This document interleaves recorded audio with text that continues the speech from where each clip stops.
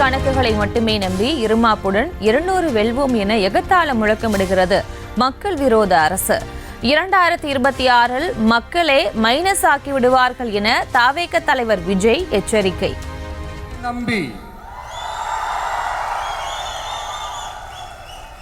இருமாப்புடன் 200 வெல்வோம்.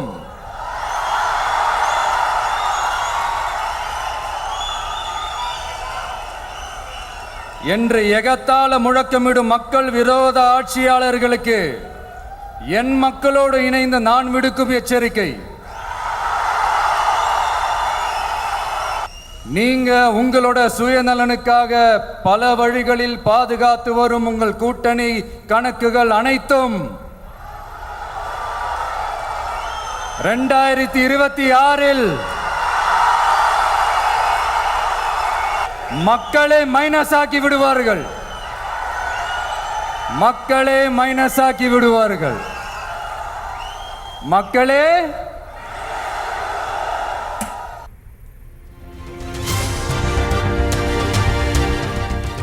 மணிப்பூரில் நடவடிக்கை எடுக்காத அரசு மத்தியிலும், வேங்கை வயலில் நடவடிக்கை எடுக்காத அரசு மாநிலத்திலும் ஆட்சியில் உள்ளன. அம்பேத்கர் இன்று இருந்திருந்தால் வெட்கி தலை குனிந்திருப்பார் என விஜய் விமர்சனம். அம்பேத்கர் அவர்களை பத்தி யோசிக்கும் போது கண்டிப்பா சட்டம் ஒழுங்கு சமூக நீதியை பத்தி யோசிக்காம இருக்கவே முடியாது. இன்னைக்கு மணிப்பூர்ல என்ன நடக்குதுன்னு நம்ம எல்லாருக்குமே தெரியும். ஆனா அதை பத்தி கொஞ்சம் கூட அதை கண்டுக்காம ஒரு அரசு மேல இருந்து நம்மள ஆண்டுகிட்டு இருக்கு. சரி, அங்கதான் அந்த அரசு அப்படி இருக்குன்னா இங்க இருக்கிற அரசு எப்படி இருக்கு? இங்க நம்ம தமிழ்நாட்டில் வேங்கை வயல்னு ஒரு ஊர்ல என்ன நடந்துச்சுன்னு நம்ம எல்லாருக்குமே தெரியும். சமூக நீதி பேசுற இங்க இருக்கிற அரசு அதுக்கு எந்த விதமான ஒரு நடவடிக்கை எடுத்த மாதிரியே எனக்கு தெரியலையே. இவ்வளவு காலங்கள் தாண்டி, இத்தனை வருஷங்கள் தாண்டி ஒரு துரும்ப கூட கிள்ளி போடலையே.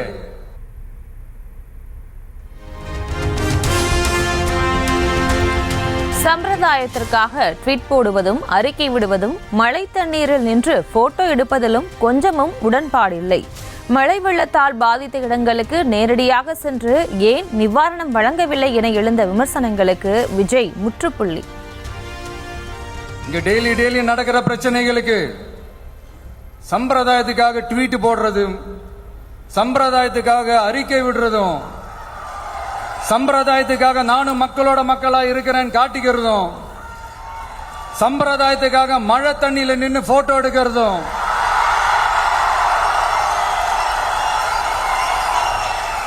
எனக்கு அதுல கொஞ்சம் கூட உடன்பாடே இல்லை. பட் என்ன பண்றது, நம்மளும் சம்பிரதாயத்துக்காக சில நேரத்தில் அந்த மாதிரி செய்ய வேண்டியதா போயிடுது.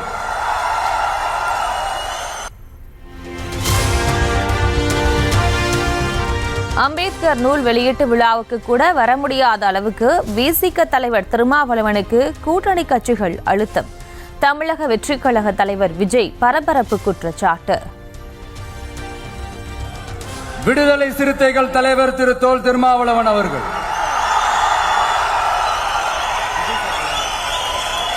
அவங்களால இன்னைக்கு வர முடியாம போச்சு. அம்பேத்கர் அவர்களுடைய புத்தக வெளியீட்டு விழாவிற்கு கூட அவரால் கலந்துக்க முடியாத அளவிற்கு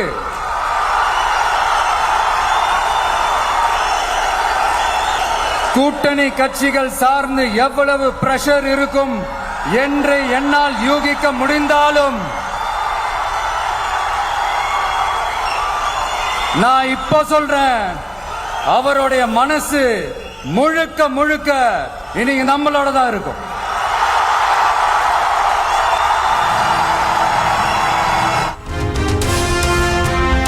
திமுக அழுத்தத்திற்கு பணியும் அளவிற்கு விசிக பலவீனமாக இல்லை. தாவேக தலைவர் விஜய் பேச்சுக்கு விசிக தலைவர் திருமாவளவன் பதில். அழுத்தம் கொடுத்து அதற்கு இணங்கக்கூடிய அளவுக்கு நானோ அல்லது விடுதலை சிறுத்தைகள் கட்சியோ பலவீனமாக இல்லை என்பதையும் பதிவு செய்ய விரும்புகிறேன்.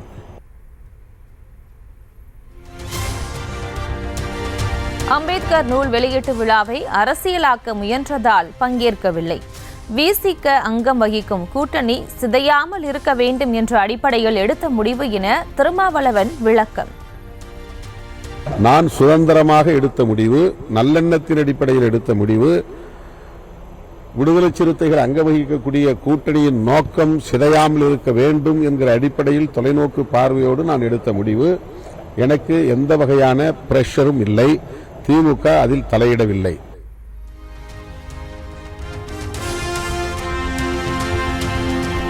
தமிழகத்தில் 2026 மன்னராட்சி முழுமையாக ஒழிக்கப்படும் என விசிக துணை பொதுச் செயலாளர் ஆதவ் அர்ஜுனா ஆவேசம்.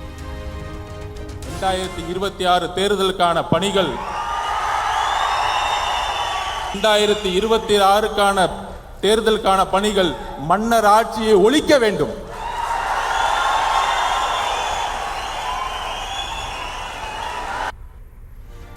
ஆட்சி அதிகாரத்தில் பங்கு கொடுங்கள் என்று கேட்பது எப்படி தவறாகும் என கேள்வி. ஆட்சியிலும் பங்கு அதிகாரத்தில் பங்கு ஏன் சொல்லக்கூடாது? அது ஏன் ஒளிச்சு வைக்கணும்? அதுக்கு ஸ்ட்ராட்டஜிலாம் தேவையில்லை. இனிமேட்டு அரசியல ஒளிச்சு வச்சு பண்ண வேணாம். எடுத்த உடனே ஸ்ட்ரைட்டா நெஞ்சுக்கு நேரா பேசுவோம். முதுகு பின்னாடி பேசலாம் தேவையில்லை.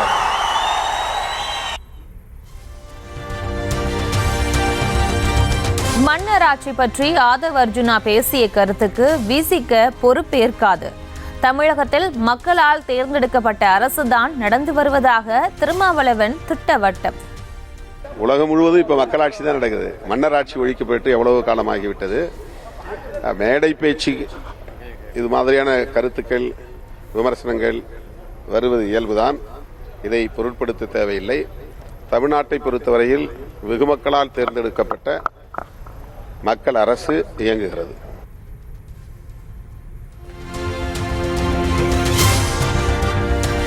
சினிமா துறையை ஒரே ஒரு நிறுவனம் கட்டுப்படுத்துவதாக விசிக நிர்வாகி ஆதவ் அர்ஜுனா பரபரப்பு குற்றச்சாட்டு.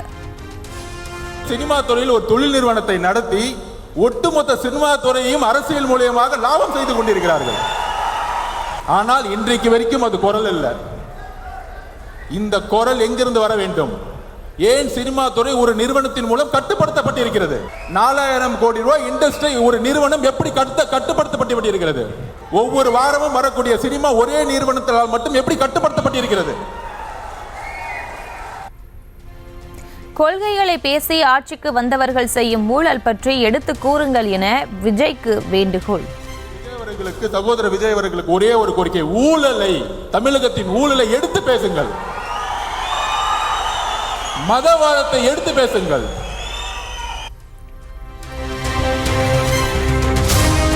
திமுக விசிக கூட்டணியில் குழப்பம் ஏற்படுத்தும் வகையில் பேசிய ஆதவ் அர்ஜுனா மீது நடவடிக்கை எடுக்கப்படுமா? சர்ச்சைக்குரிய கருத்து தொடர்பாக விளக்கம் கேட்டு நடவடிக்கை எடுக்கப்படும் என திருமாவளவன் பதில்.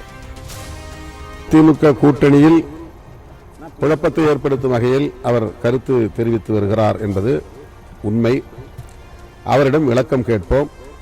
உரிய விளக்கம் கிடைக்கும் என்று பார்ப்போம். அதன் பிறகு இயக்க முன்னணி தோழர்களோடு கலந்து பேசுவோம்.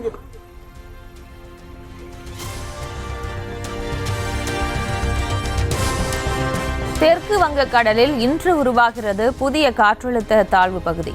12ஆம் தேதி வாக்கில் இலங்கை தமிழ்நாடு கடற்கரையை நோக்கி நகரக்கூடும் என வானிலை மையம் கணிப்பு.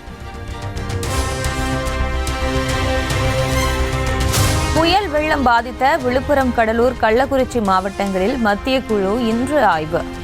புதுச்சேரியில் ஏற்பட்டுள்ள வெள்ள சேதங்களை நாளை ஆய்வு செய்ய திட்டம்.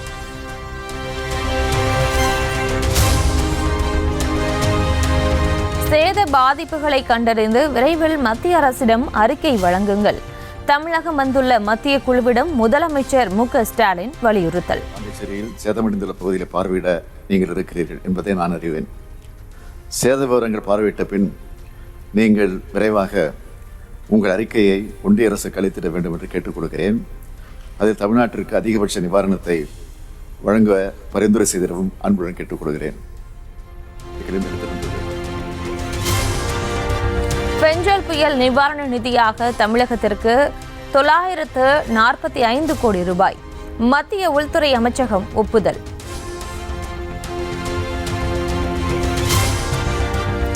மத்திய அரசு ஒப்புதல் அளித்துள்ள வெள்ள நிவாரண நிதி 945 கோடி ரூபாய் போதாது. துணை முதலமைச்சர் உதயநிதி ஸ்டாலின் பேட்டி.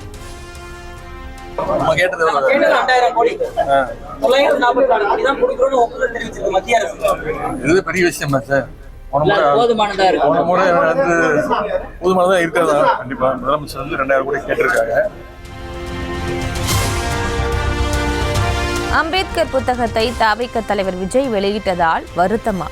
திருமாவளவன் வெளியிட்டு தாம் பெற்றிருந்தால் சிறப்பாக இருந்திருக்கும் என நாம் தமிழர் கட்சி ஒருங்கிணைப்பாளர் சீமான் மீது பதில். தொடக்கத்தில் என்னையும் கூட பங்கேற்க கூப்பிட்டாங்க. அது அண்ணன் திருமாவளவன் வெளியிடுறது நான் பெறுறதுன்னா அது சரியாக இருக்குது. அதை வரவேற்கிறேன். வெளியிடுறது அண்ணல் அம்பேத்கரை பற்றிய செய்திகள் இந்த தலைமுறை பிள்ளைகளுக்கு போய் சேருவது எந்த வடிவத்தில் போய் சேர்ந்தாலும் அதை ஏற்கணும், அதை வரவேற்கணும். அந்த வழியில் தம்பி விஜய் வெளியிடுறதை நான் வரவேற்கிறேன். நாம் தமிழர் கட்சி ஒருங்கிணைப்பாளர் சீமான் மீது தமிழக பாஜக தலைவர் அண்ணாமலைக்கு திடீர் பாசம். சீமான் தமக்கு அண்ணன் போன்றவர் என பாசமழை பொழிந்து பேட்டி. சீமானனை பொறுத்தவரை ரொம்ப ஒரு அண்ணன் தான் எப்பவுமே சொல்லுவேன், எனக்கு தம்பின்னு சொல்லுவார், நிறைய விஷயங்கள் பேசுவாங்க. அதனால் சீமானனை பொறுத்தவரை ஒரு அண்ணன், மாறுபட்ட கோணம், வேறு வேறு பாதை, சித்தாந்தம் வேறு, எல்லாம் வேறு.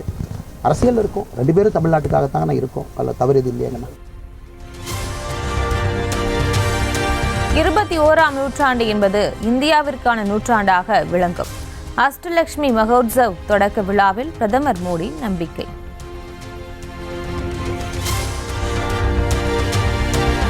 நாட்டில் புதிதாக 28 நவோதயா பள்ளிகள், 85 கேந்திரிய வித்யாலயா பள்ளிகள் திறக்க திட்டம். 8231 கோடி ரூபாய் ஒதுக்கீடு செய்ய மத்திய அமைச்சரவை ஒப்புதல்.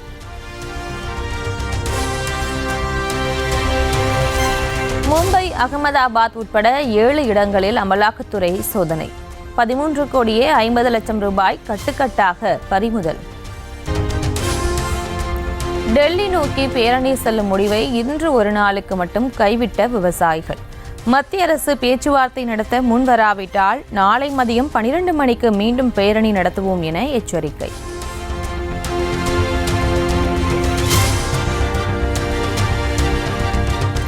கரும்பு அறுவடை செய்யும் இயந்திரம் மீது பயங்கரமாக மோதி சிதைந்த கார். கர்நாடகாவின் பிஜாப்பூரில் நடந்த சாலை விபத்தில் 5 பேர் உயிரிழந்த பரிதாபம்.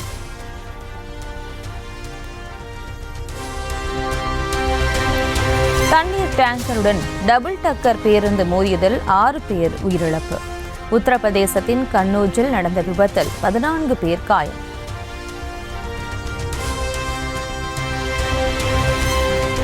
மேற்கு வங்க தலைநகர் கொல்கத்தாவில் இந்து துறவிகள் பேரணி.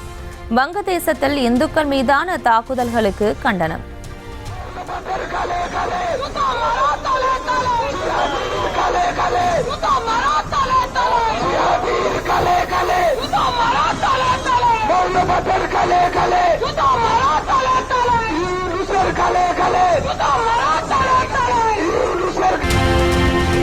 பல்கலைக்கழகங்களில் அரங்கேறும் பாலியல் துன்புறுத்தல் சம்பவங்களில் சகிப்புத்தன்மையே இருக்கக்கூடாது என உயர்நீதிமன்ற மதுரை கிளை உத்தரவு. கட்டாய ஓய்வு அளித்த நடவடிக்கைக்கு எதிரான தனி நீதிபதி உத்தரவை ரத்து செய்து பேராசிரியருக்கு 50,000 ரூபாய் அபராதம். அடுத்த ஆண்டின் தொடக்கத்தில் இந்தியாவுக்கு ரஷ்ய அதிபர் புதின் வருகை தருகிறாரா? வருடாந்திர உச்சி மாநாட்டில் புதின் பங்கேற்பதற்கான தேதிகள் பற்றி தூதரக அளவில் பேசப்பட்டு வருவதால் எதிர்பார்ப்பு.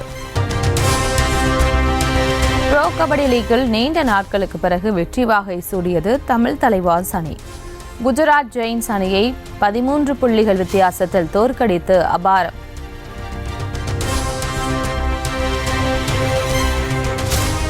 இரண்டாவது டெஸ்டின் முதல் இன்னிங்ஸில் 180 ரன்களுக்குள் சுருண்டது இந்திய அணி.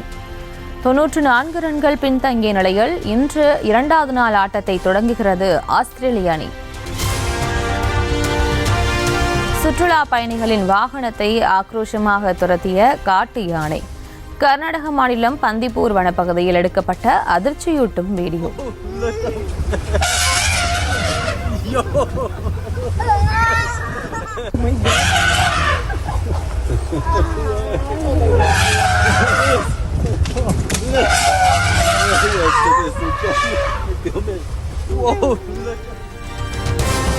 திருவண்ணாமலை அண்ணாமலையார் கோயிலில் கார்த்திகை தீப திருவிழாவின் 3ஆம் நாள் நிகழ்ச்சி கோலாகலம்.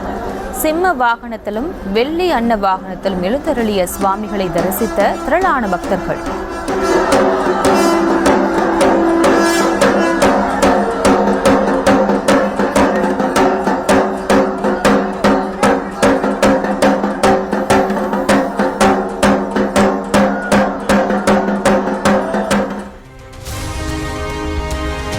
உளுந்தூர்பேட்டை அருகே வெகு விமரிசையாக நடைபெற்ற சக்கரத்தாழ்வார் தீர்த்தவாரி நிகழ்ச்சி. ஆயிரக்கணக்கான பக்தர்கள் புனித நீராடி சாமி தரிசனம்.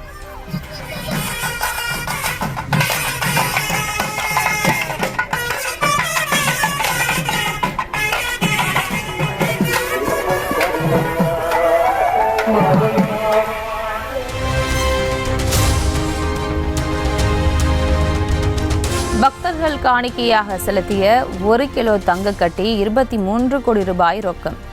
நன்கொடை வசூலில் சாதனை படைத்தது ராஜஸ்தானில் உள்ள கிருஷ்ணர் கோவில்.